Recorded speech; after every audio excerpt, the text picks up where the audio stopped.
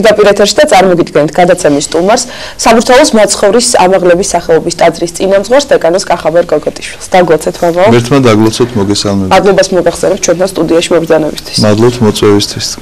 მამაო, კვირა შესრულდა მესამე კვირა დიდმარხვის დაწყებიდან და ჯვრის თაყვანისცემა აღნიშნეთ. რა სახარება იქნა, რომელი სახარება წაიკითხა, იქნა წაკითხული ამ დღეს?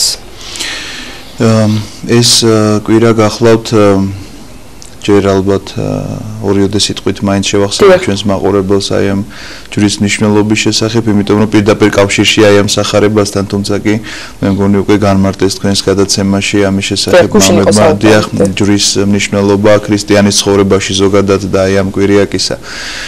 მაგრამ ორიოდე სიტყვით შევახსენებ, რომ ჯვარი ვიდრე ქრისტეს ჯვარცმამდე იყო ყველაზე საშინელი იარაღი, რომელსაც ესე იგი ადამიანი თვლიდა, რომ ყველაზე უკიდურესად რაღაცა ისეთი დამნაშავე უნდა ყოფილიყო, რომლის შეხედვაც კი ესე იგი საზარელ გრძნობას იწვევდა ადამიანში და აი ესეთი საშინელი იარაღი იყო, დაჟის იარაღი და ჯვარი გადაიქცა ჩვენი გამოხსნის იარაღად. ანუ ჩვენ ჯვარს თაყვანისცემთ არა იმიტომ, რომ რაღაცა ეს მოგწონს ორი თქვათ აღვიქვავთ ესე რომ ორი ძელი ერთმანეთზე დაჭედილი და ამას მივდივარ და თაყვანისცემთ. არა, ნებისმიერ ჯვარზე არის თუ არა გამოსახულება, ჩვენ აღვიქვავთ რომ აქ არის ჯვარცმული ქრისტე და თაყვანისცემთ აი ამ ქრისტეს. აი ამ ჯვარცმის, აი ამ ქრისტეს სისხლის დაღურის ამ შემთხვევაში ჩვენი გამოხსნისათვის გახსენება იყო კიდევ ერთხელ აი ეს კვირიაკე და ეს გახლავთ სწორედ გუშინ წინდელი დღე, როდესაც დიდმარხვის მესამე კვირიაკეს აღესრულება ეს მსახურება და იკითხება სახარება მარკოზისა და ეს სახარება იწყება ესეთი სიტყვებით, რომელიც ყველაზე მნიშვნელოვანია აი ამ წაკითხულ სახარებაში და ალბათ ამის შესახებ მოგვიწევს დღეს საუბარი, რომ მაცხოვარი მოუწოდებს ერსო და მოციქულებსო და ეუბნება ესეთ სიტყვებს, რომ ვისაც უნდა შემოდგომა ჩემდა უარყავ თავი თვისი აღიღენ ჯვარი თვისი და შემომიდეგინმე. ანუ სამ პირობას აყენებს იმისათვის, რომ ქრისტეს შეუდგეს ადამიანი. ანუ ქრისტეს მოწაფე გახდეს, ქრისტეს ხილვის სურვილით ანთებული იყოს ადამიანი და ცხონება სურდეს, აუცილებელი არის ეს სამი პირობა შეასრულოს და მართლაც ესე არის, წმინდა მამებიც ესე განგვიმარტავენ, იმიტომ რომ აი პირველი პირობა თუ თავისი თავი არ უარყო ადამიანმა, სხვაგვარად შეუძლებელია რაიმე საქმე გააკეთოს. არა მარტო ის რომ ქრისტეს შეუდგეს, არა მარტო ის რომ სურვილი კონდეს თქვა სათასასუფეველში მოხვედრისა და თავისი თავი არ უარყოს. ყოვლად შეუძლებელი ამბავი გახლავთ ეს და მოგახსენებთ რატომაც. აი მარტივი მაგალითით იწყებს გაბრიელ ეპისკოპოსი წმინდა გაბრიელი აი ამ თემის ახსნას ბრძანებს ესეთ რაიმეს, რომ აი წარმოედგინეთო ჩვეულებრივი მოწაფე, რომელმაც წერა-კითხვა უნდა ისწავლოსო. ესეთი თქვათ რაღაცა მარტივი საქმე აქვს მას დავალებული მოსწავლე, რომელიც სკოლაში მივიდა, უნდა ისწავლოს წერა. თუ მან საკუთარი თავი არ უარყოს, სხვაგვარად შეუძლებელი არის, რომ ისე თქვათ საქმე გააკეთოს და რაში მდგომარეობს ეს თავის უარყოფა, რომ რაღაც უნდა მოაკლოს მათ თავის თავს სიამოვნება და გართობა ზედმეტ რაღაცა თამაშობაზე და უნდა დაждდეს წიგნთა, რომელიც შრომას მოითხოვს და აი ესეთი შრომა უნდა იტვირთოს. ანუ მან საკუთარი თავი უარყო, ანუ რაღაცაზე უარი უთხრა საკუთარ თავს.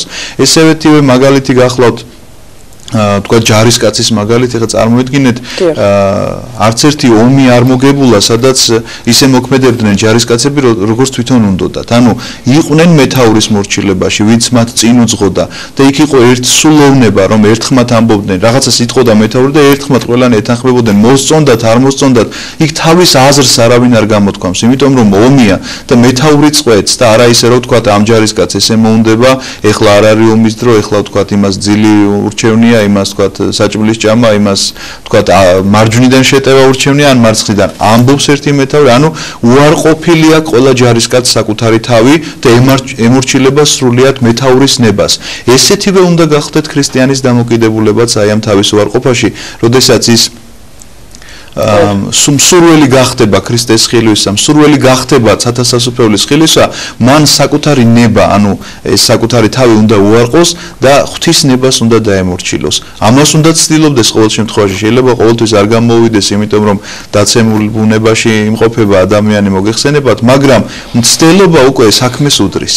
ასე რომ პირველი ეს მოთხოვნა რაც აი ამ პირობის შესასრულებლად აუცილებელია საკუთარი თავის უარყოფა გახლავთ.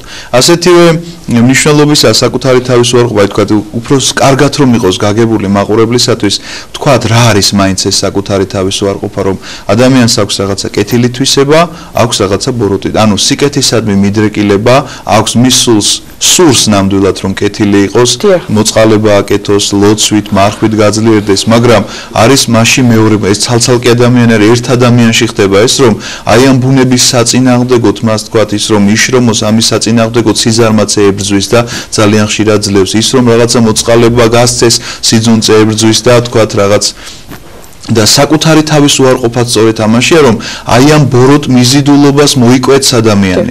ანუ ცოდვებთან ბრძოლა, სიამოვნებების უგულებელობა თავისთავად უკვე ნიშნავს საკუთარი თავის უარყოფას სწორედ ეს ნიშნავს, რომ ადამიანი ებრძვის და იმ ბოროტს მოაკვდინებს საკუთარ თავში, ანუ უარყოფს იმ მხარეს თავისას, საკუთარი თავისას, რომელიც მათ რაღაცა აი ამ ბოროტ მიზიდულობისაკენ უბიძგებს მას. ეს როგორც ჩამოგითვალეთ ზემოთ ჩამოთვლილი სათნოებების საწინააღმდეგო გახლავთ. არიან ადამიანები, ვისაც საკუთარი თავის უარყოფა გონიათ მაინც მონასტერში წასვლა და არის ეს სწორი დამოკიდებულება საკუთარი ცხოვრების შეწირვა და მიძღვნა. ასეთი აზრის არსებობს. და უფრო მეცაც გეტყვით, ზოგს ესე გონია, რომ რაღაცა განსაკუთრებულად დიდი ასკეტური, ესე იგი მოღვაწეობა უნდა იტვირთოს, შეიძლება ერში ცხოვრობდეს და არ შეესაბამებოდეს მის სულიერ მდგომარეობას ისეთი ასკეტიზმი, როგორიც არის, რომ ძიმედ მარხულობდეს, რაღაცა უამრავ მეტანიას აკეთებდეს, რაღაც ღამე არ ეძინოს და ეს მან ესე აიღოს საკუთარ თავზე იტვირთოს და ვერ გაუძლოს ამას, ისევე როგორც აი ჩვენ ადრეც გვითქვამს ესეთი შედარება, რომ წარმოიდგინეთ, რომ ადამიანი ჩვეულებრივად ესეთ პირობებში რომ იმყოფება და ვინმემ დაავალოს, რომ ყოველ დილით ივარჯიშე ისე როგორც ვარჯიშობს ახლა პროფესიონალი მორაგბე დღეს რაგბის საკითხავთ ფედერაციის სტუმარი მე მგონი. წარმოიდგინეთ ახლა ამ რეჟიმში რომ ჩვეულებრივ ადამიანს რომელსაც არ ვარჯიშია დღესვე დაიწყოს ისეთივე სირბილი და ისეთივე ძლეოსნობა როგორც ვარჯიშობენ ისინი რომლებიც წლები ამას აკეთებენ. რა დაემართება მას ვერ გაუძლებს. ყველაზე კარგი შემთხვევა იქნება თუ საავადმყოფოში აღმოჩნდება, ხო? რომ რაღაცა გონალობა დასჭირდეს თუ მიუსწრეს ამასაც, იმიტომ რომ ვერ გაუძლებს მისი ორგანიზმი. ეს საწევრი დაიწყოს ყოველდღიურად. დიახ, ესეთივე მდგომარეობა გახლავთ სულიერად ადამიანისა, რომ მან, ესე იგი, ისეთ რაღაცას შეეჭიდა სულიერად, რომლის დაძვრაც ადგილიდან არ შეუძლია, ისეთი როგორც ახლა რაღაცა ძიმე ტვირთს ვერ ასწევს ესე უვარჯიშებელი ადამიანი, ვერ ასწევს ესე სულიერად ადამიანი, რომელსაც არ გააჩნია მისი გამოცდილება და პირდაპირ დღესვე უნდა რომ რაღაცა კიბის საფეხურზე ნელ-ნელა კი არ ავიდეს. პირდაპირ მე-10 საფეხურზე უნდა რომ შედგას ფეხი. შეუძლებელი ამბავი გახლავთ ეს და დამანგრეველი იქნება ამისთვის, ასე რომ მეორე მუხლი აი ამ მოთხოვნისა რაც გახლავთ რომ აღიღე ჯვარი შენი სწორედ ამას შეეხება. ჩვენ ფაქტიურად გადავედით ამ თემაზე ისე რომ არც გვითქვამს რომ ეს არის შენი ჯვარი რომელიც უნდა იტვირთო და არ უნდა დაიწყო ამისი ძიება რაღაცა უცხო ადგილში. სადაც ცხოვრობ, ოჯახია შენთვის, ეს ოჯახია შენი ჯვარი. იმიტომ რომ რაც მოგეცა უფლისაგან მოგეცა. და იმაზე მეც შენ თუ დაადებ შენს თავს, ვერ იტვირთებ ამას და ძალიან ძნელი იქნება. ესეც რაღაცა ამპარტავნების ქვეცნობიერი გრძნობა ადამიანში, რომ მას გონია რომ უფრო მეტი შეუძლია ვიდრე აქვს მიცემული. აი ღარიბს გონია რომ სიმდიდრე რო კონდეს, კარგად იქნება. და არ არის ეს ესე, იმიტომ რომ სიმდიდრე რო კონდეს შეიძლება წარიწყმიდოს მან აი ამ სიმდიდრით მისი სული. ავადმყოფს ის ავადმყოფობა შემთხვევით არ მიეცა, იმისთვის მიეცა რომ ცოდვებისაგან განიწმინდოს, რაღაცაზე ჩაფიქრდეს და ფიქრობს რომ ჯანმრთელი რომ იყოს, კარგად შეიძლება იყოს ფიზიკურად, მაგრამ სულიერად იყოს შეიძლება ცუდად. ვიღაცა საპატიმროში იმყოფება. დიახ. აი მე მიფიქრია ხშირად აი ამ თემაზე რომ საპატიმროში აღმოჩნდა ალალმართალი ადამიანი და რატომ ზის ეს მე მივხვდი რომ ღმერთმა რაღაცისაგან დაიფარა ეს ადამიანი რაღაცას გადაარჩინა და ამიტომ რაღაცა კი არ უნდა ყვედრიდეს ადამიანი და კი არ უნდა იძახდეს რომ ვაიმე რატომ ჭირს ეს არის ჯვარი და აი ამ ჯვრისა არ უნდა ეშინოდეს ადამიანს იმიტომ რომ ვინც აძლევს აი ამ ჯვარს ისვე ეხმარება აი ამის ტვირთვაში იმიტომ რომ ნახეთ მაცხოვარი ბრძანებს ერთ ადგილას რომ ტვირთი ჩემი სუბუქარს რას ნიშნავს ეს არის ჯვარი, ეს არის ტვირთი, რომელიც ადამიანს მიეცა, მაგრამ სუბუქი ამ შემთხვევაში შენ თუ არ ყვედრი უფალს, შენ თუ არ იწყებ მის გმობას და ევედრები მას რომ აი ამ განსაცდელისაგან გამოგიხსნას და ამ განსაცდელით შენ ფიქრობ რომ აი რაღაცა არის შენი სულის მდგომარეობა ისეთი გამოსაძიებელი, რაც თქვათ მოსანანებელი საკითხი, რაც აქამდე არ შეგინანებია და ამაზე ფიქრს იწყებ და განკურნებაც აქედან იწყება. ისევე როგორც ფიზიკური ავადმყოფობა, თუ არ მოხდა კარგად გამოკვლევა იმისა, რა იყო ძირი აი ამ ავადმყოფობისა და მხოლოდ გარეგნულად უნკურნალეთ მას. ანუ რაღაცა თქვათ ნაწილი იყო სხეულისა დაჩირქებული და ძირიანად არ ამოვიღეთ, ეჭირა მხოლოდ ზედაპირი მოვაცალეთ, ეს ჩირქი აუცილებლად ფესვებს გაიდგავს და თქვათ სხვა ორგანოსაც დააზიანებს. ესეთივე გახლავთ სულიერი მდგომარეობა, რომ ზედაპირულად მკურნალობა არ უნდა ხდებოდეს მისი და ეს განსაცდელი, რომელიც ადამიანს მიეცა, ანუ ჯვარი, რომელიც მას მიეცა. ეს ჯვარი გახლავთ სწორედ გამოსაძიებელი ადამიანისთვის, რომ რაიმე არ დარჩეს შეუნანებელი, რომ კურნება სწორედ აქედან უნდა დაიწყოს მისი. ეს ჯვარი გახლავთ ვიღაცისთვის ოჯახი, ვიღაცისთვის უოჯახობა, ვიღაცისთვის უშვილობა, ვიღაცისთვის მრავალშვილიანობა, სიღარიბე, სიმდიდრე და ასე შემდეგ. ასე შეკითხვას ვამე ხოლმე, აი თუ ქალს თქვა ყავს ნარკომანი მეუღლე, ლოთი. მოკლედ ისეთი რომლის გაძლებაც არის აუტანელი. ეს მისი ჯვარია რომ იტვირთოს სიცოცხლის ბოლომდე. რა თქმა უნდა, იმიტომ რომ ძალადობრივად ხომ არ დაუქორწინებია ისინი არავის, რაღაც ეხა ჩვენ შევიფყარით კაცი და ქალი და ძალით დავწერეთ ჯვარი. ისინი მოვიდნენ თავიანთი ნება გააცხადეს. მათ სურდათ რომ ოჯახი შეექმნათ. ეს უკვე მოცემული ჯვარია, რომ შენ ეს ოჯახი შექმენი და ამის შემდგომ მოთმინება გმართებს. უკეთურია თუ კეთილშობილია შენი ცოლია თუ ქმარი არ აქვს მნიშვნელობა. მოთმინება მართებს ყველა, ნუ ახლა არის განსაკუთრებული შემთხვევები, რომ რაღაც შეიძლება თვითონ ეკლესიამ უთხრას, რომ თქვენი ყოფნა დროებით ცალ-ცალკე ჯობია, იმიტომ რომ რაღაც ხანდახან შეურაცხადი ადამიანი და საშიშროებაა, რომ ვინმე არ შემოაკვდეს ყოფილა, თქვა ჩვენს პრაქტიკაში ესეთი რა შეიძლება თხოვოს ეკლესიამ, რომ რაღაცა იზოლირებული იყოს ცოტახანი ან ცოლი ან ქმარი ესეთი შემთხვევები არის, მაგრამ ეს არ ნიშნავს იმას, რომ ეკლესია ვინმეს ოჯახს დაანგრევინებს და ეთქვის, რომ არა თქვენი ოჯახი უნდა დაიშალოს. მაგრამ არის რაღაცა თქვათ ისეთი უკიდურესობები, გამოხატულებებიც აი ამ ოჯახურ მდგომარეობაში. მაგრამ ჩვენ გადავხვიეთ მეგონი თემას, რომ თავარია რომ აი ამ ჯვარს ტვირთულობს ადამიანი. ეკლესია აკურთხებს ცალკე იზოლირებულად ყოფნას თუ ერთად ყოფნას, ყველა შემთხვევაში ჯვარი აქვს ნატვირთი მას, იმიტომ რომ მანაირჩია ეს. ეს არის მისი ჯვარი. არ დაგვაკისრებს ვიდრე ჩვენ ტვირთვა შეგვიძლია. რა თქმა უნდა, წმინდა მომები ბრძანებენ, რომ თუ კი ადამიანმა იცის, რომ სახედარს ტვირთი რამდენი დაადოს, რომ გაუძლოს აი ამ ტვირთ სახედარმა და არ მოკვდეს. ახლა როგორ ჩვენ რომ გვიყვარს სახედარი, ამაზე მეტად უყვარვართ ნამდვილად უფალს თითოეული ჩვენთაგანი. ჩვენ საკუთარი თავი რომ გვიყვარს, იმაზე მეტად უყვარს უფალს ჩვენი თავი. ასე რომ მან უკეთესად იცის, რისი ტვირთვა შეგვიძლია და რისი არა. ასე რომ გვეძლევა ის ტვირთი, რომელსაც ჩვენ ვზიდავთ და აი ზედმეტის ძიება უკვე საცდურია ჩვენთვის, რომ რაღაცა მეტი შეგვიძლია თითქოს და მეტი უნდა დავიდოთ და ესე უნდა გავაკეთოთ, ან ისე უნდა გავაკეთოთ. რაც მოგვეცა, აი ჩვენ რომ ოჯახში ვიმყოფებით და კეთილსინდისიერად ვასრულებთ ჩვენს ოჯახურ მოვალეობას, ნუ მამაკაცი ოჯახს თაობს და ქალბატონი ოჯახს დიასახლისობს და ასე შემდგომ. ეს ჩვენი ჯვარია, რომელსაც ვტვირთულობთ უდრტვინველად. ნუ ვიღაცას თქვათ სხვა მოწოდება აქვს, რომ ბერმონაზვნობაში უნდა იყოს, ვიღაცას თქვათ რაღაც განსაკუთრებული სამსახური აქვს, იქ სასამართლოშია თუ რაღაც ძალოვან სტრუქტურაში თუ რაღაც არ აქვს მნიშვნელობა. კეთილსინდისიერად, როდესაც ის ასრულებს თავის მოვალეობას, არ მეკრთამეობს რაღაცა თვალს არ ხუჭავს რაღაცის გამო, რაღაც დანაშაულზე და ასე შემდგომ, ეს გახლავთ სწორედ იმ ჯვრის ტვირთვა, რომელიც მას მიეცა. და არ უნდა გაექცეს ამ ჯვარს ადამიანი არავითარ შემთხვევაში და არ უნდა ესე იგი შეუშინდეს ამას, იმიტომ რომ უფლისგან არის მოცემული ეს ჯვარი და უფალი შეეწევა მას აი ამ ჯვრის ტვირთვაში. ადამიანს რაღაც განსაცდელთა კასკადი ხშირად არის ხოლმე, რომ დაატყდება თავს. ესეც ითვლება, რომ არის ჯვარი, ხო? რომელიც ადამიანმა უნდა იტვირთოს. რა თქმა უნდა, ესეც ჯვარი გახლავთ მოცემული ადამიანზე, რომელიც მან უნდა იტვირთოს, იმიტომ რომ ჩვენ ვთქვით, რომ განსაცდელის მიზეზი თვითონ ადამიანია. ეს არ არის რომ უფალს მოსწონს ადამიანის ტანჯვა და ამიტომ მიეცა მას განსაცდელი.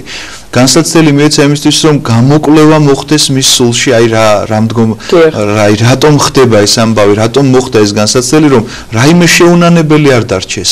ანუ კიდევ ერთხელ უნდა მიუბრუნდეს ის თავის აღსარებას, კიდევ ერთხელ უნდა მიუბრუნდეს. ან თუ არ აქვს საერთოდ აღსარება, ნათქვამი უნდა მიხვდეს, რატომ აქვს ეს განსაცდელი. ჩვენ ვახსენეთ ასევე, რომ შეიძლება მართალ ადამიანსაც დაემართოს ეს განსაცდელი და სახარებაშიც არაერთი მაგალითი ამისა, რომ აი მაცხოვარი ვიღაცას განკურნების წინ ეუბნება, რომ მოგეტევოს შენ ყოველი შენი შეცოდება და ვიღაცას ეუბნება, რომ აი ვინც წოდაო ამან თუ ამის მომშობლებმა და არავინო. ეს სასწაული მოხდა ბრმას რომ თვალს ახულხელს, ამბობს რომ ეს სასწაული უნდა მომხდარიყო, იმიტომ რომ გადიდებულიყო ღმერთი და გადიდებულიყო ამ ადამიანის მოთმინება, რომ ამდენი წლის განმავლობაში თქვათ აი ამ ავადმყოფობას ესე ითმენდა და არ ტვინავდა ღვთის წინაშე და არ გმობდა მას. ასე რომ ეს განსაცდელი რომელიც ეძლევა არის თქვათ მის სარწმუნოებაში განსამტკიცებლად ან იმ წარსულის გადასახედად რომ არ დარჩეს რაიმე ციკლი მის ცხოვრებაში და არავითარ შემთხვევაში ეს არ ნიშნავს რომ თითქოს ღმერთმა რაღაცა ხელი აიღო მის ზრუნვაზე. პირიქით ეს განსაცდელი უფრო მეტ ზრუნველობას მოასწავებს ამ შემთხვევაში და არის წმინდა მამათა შორის ესეთი გამოცხადებებიც რომ აი ერთმა ადამიანმა იხილა ესეთი ნაკვალევი უფალთან გამოცხადება ჰქონდა და ნახეთ რომ მისი ცხოვრების ეს ნაკვალევია და უყურებს აი ამ ნაკვალევს და ამბობს როდესაც მე მარტო ვიყავიო ორი არის ანუ უფალთან ერთად მოდიოდა მთელი ცხოვრება ესეთ რაღაცა ხელვას ხედავს და ორი არის მაგრამ ხედავს რომ მის ცხოვრებაში როდესაც გაჭირვება იყო ერთი რჩება ეს ნაკვალევი შეყვანილი მიმყარდა და უფალს ვუნება როგორ მე ამ დროს ყველაზე მეტად მიჭირდა და ერთი ნაკვალევი ანუ მარტო ჩემი რა და მე შენი არ არის ჩემი არისო ამ დროს მე მიმყავდიო შენ ანუ ესე არის ნამდვილად როდესაც ესეთი განსაცდელი აქვს ადამიანს უნდა იცოდეთ რომ აი პეტრეს მსგავსად რომელიც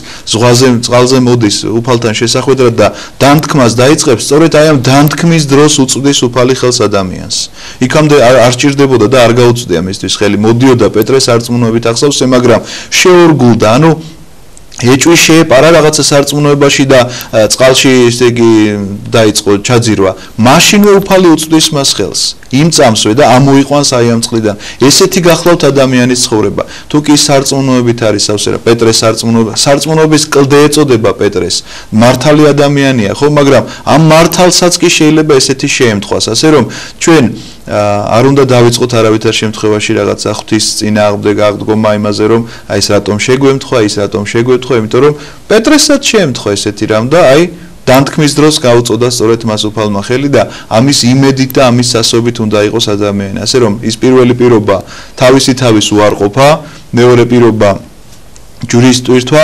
აუცილებელი გახლავთ იმისთვის უფალი შემომიდექმე შემომიდექმე ეს მესამე ალბათ ყველაზე მეტად გასაგებია იმიტომ რომ არიან ადამიანები რომლებმაც შეიძლება თავიც უარყონ და რაღაცა ჯვარიც იტვირთონ მაგრამ ფუჭი და უაზრო იყოს ეს ყველაფერი იმიტომ რომ არაცნობიერებდეს რა უნდა და რისთვის აკეთებს ამას რაღაცა ისეთ შესწიროს მან თავისი ცხოვრება და შეიძლება სიცოცხლეც კი გაიღოს ამისთვის რომ ეს მას არ შეეწიროს ანუ აზრი არ ქონდეს ამას ჭეშმარიტებისთვის არ იყოს ეს ბრძოლა და მარადიული სიცოცხლისთვის არ იყოს ეს ბრძოლა და ეს თავგანწირვა და აი მაცხოვარზე შესადგომელად თუ უკეთდება ეს ყველაფერი რომ თავსაც უარყოფს და ჯვარსაც იტვირთებს იმისთვის რომ მაცხოვარ შეუდგეს იმისთვის რომ ის გზა გაიაროს რომელიც მაცხოვარმა გაიარა და ცათოს სასופველი დაიმკვიდროს ეს გახლავთ ის მარადიული ღირებულება რომლისთვისაც უნდა იბრძოდეს მთელი კაცობრიობა და არის თქვათ უამრავი შემთხვევა რომ ადამიანი რაღაცა ისე ფუჭად გააკეთებს ამას და მთელ ცხოვრებას მისას გავლენს შეალევს რაღაცა ისეთ საქმეს რომელიც არ არის ესეთი ღირებული ну ეხლა უამრავი მაგალითად თანამედროვე ცხოვრებაშიც რომ რაღაც ადამიანები თავს იფეთქებენ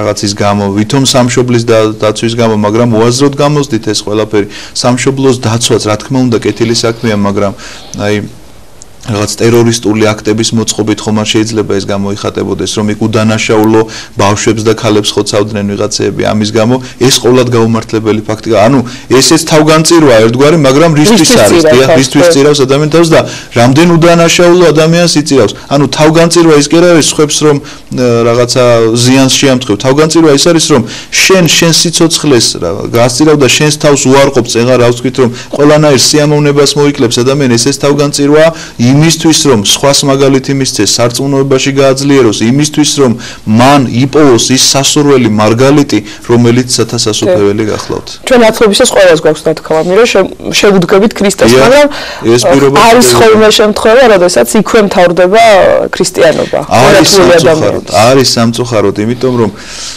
აი გვეკითხებიან ამას და ძალიან ხშირად რომ პატარა ბავშვი როცა ინათლება გაიზარდოს დავაცადოთ და რატო უნათლავთ პატარა ხო თვითონ აირჩიოს მე ჩვენ უნათლავთ მას მშობლისა და ნათლიების სარწმუნოებით და როდესაც პატარა ვერ ადასტურებს ამას ადასტურებს მისი მშობელი და ნათლიები ამბობენ რომ აი განვეშორებით ბოროტისაგან და შეუდგებით ქრისტეს ამ მოძღვართან ერთად იმეორებენ აი ამ სიტყვებს და პასუხისგებლობას სწორედ ისინი იღებენ აი ამ ადამიანის სულიერ აღზრდაზე რომ ის ესეთი სულისკვეთებით იქნება აღზრდილი. ნუ ეხლა არჩევანი მაინც მის ხელში იქნება, რას აირჩევს საბოლოოდ, როდესაც ეს დასრული გახდება, მაგრამ ჩვენ მზრუნველობა და მცდელობა მის აღზრდას არ უნდა დავაკლოთ. ასე რომ აი ამ ჯვარს ტვირთულობს ადამიანი ნათლობის დროს, რომ განვეშორები ბოროტისაგან ეს მოითხოვს შრომას და ეს შრომა გახლავთ სწორედ საკუთარი თავის უარყოფა, იმიტომ რომ ყველანი დამოწმებით და დამეთანხმებით, რომ კეთილი საქმის აღსრულება უფრო ძნელი გახლავთ ვიდრე ბოროტები. ბოროტება ძალიან ადვილი გასაკეთებია, არაფერი არ სჭირდება. ეხლა ის რომ ადამიანმა იშრომოს, ამას სჭირდება ძალები და ის რომ არაფერი არ აკეთოს, ამას არაფერი არ სჭირდება. ასე რომ ძნელია უფრო სიკეთის აღსრულება. და რადგანაც უფრო ძნელია და რადგან შრომა და ღვაწლია, ესე იგი ეს გახლავთ თავგანწირვა, რომ შენ საკუთარ თავს სწირავ აი ამ შრომისთვის, შენ საკუთარ ენერგიებს აი ამ შრომას მოახმარ, სიკეთეს მოახმარ და ეს გახლავთ სწორედ საწინდარი თავის უარყოფისა, ჯვრის ტვირთვისა და მაცხოვრის შემდგომსვლისა, რომელიც სათასასუფეველის საწინდარია.